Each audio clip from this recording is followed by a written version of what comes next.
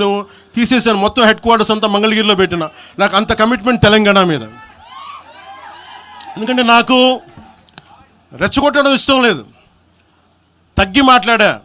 మీరు ఎన్ని హింసించినా, మీరు ఎన్ని మాటలు మాట్లాడినా, ఆంధ్ర కొడకని తిట్టినా, అరే నా గుండెల్లో తెలంగాణ ఉంది, మీరు ఎన్ని తిట్టినా నేనేం పట్టించుకోను.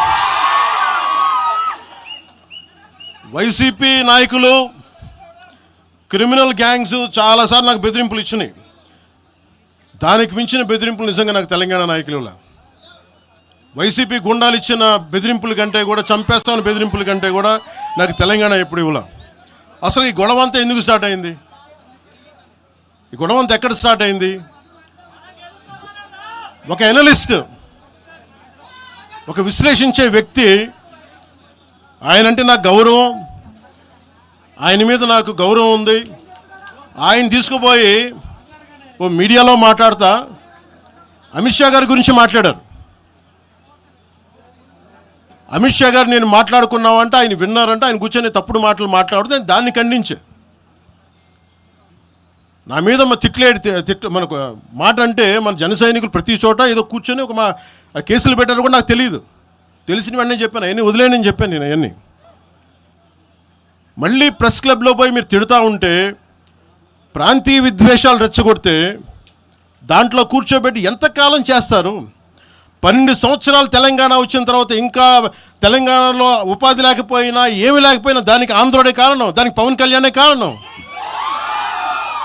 పరిశ్రమల్లో ఈ లెక్కల్లో ఇంక మీరు ఎప్పుడు, మీరు ఎన్ని చేసినా ప్రతిదానికి ఎక్కడో చోట తెలంగాణ ప్రజలు ఇది గ్రహించాలి. ఉద్యోగాలు రాకపోయినా, ఉపాధాలు రాకపోయినా ప్రతిదానికి ఆంధ్రోడు కారణం అంటే, ఆంధ్ర ప్రజలు నిజంగా ఎందుకు వస్తారు ఇక్కడికి? తెలుగు చిత్ర పరిశ్రమ ఎందుకు వచ్చింది? ఎక్కడో మద్రాసులో ఉండే తెలుగు చిత్ర పరిశ్రమ ఇక్కడ రావడానికి కారణం, తెలంగాణ ప్రత్యేక రాష్ట్రం కావాలని కోరుకున్న నాయకులు చెన్నారెడ్డి గారు తీసుకొచ్చారు ఇక్కడికి. ఆయన తీసుకొచ్చారు ఇక్కడికి. 50 సంవత్సరాలు కలిసి ఉన్న రాజధాని ఇక్కడ సడన్గా పోయి మీరు ఇక్కడ రాకూడదు అని కొంతమంది నాయకులు, తెలంగాణ ప్రజలు వేరు. నేను మొదటి రోజు నుంచి చెప్తా ఉన్నా, పాలకులు వేరు, ప్రజలు వేరు.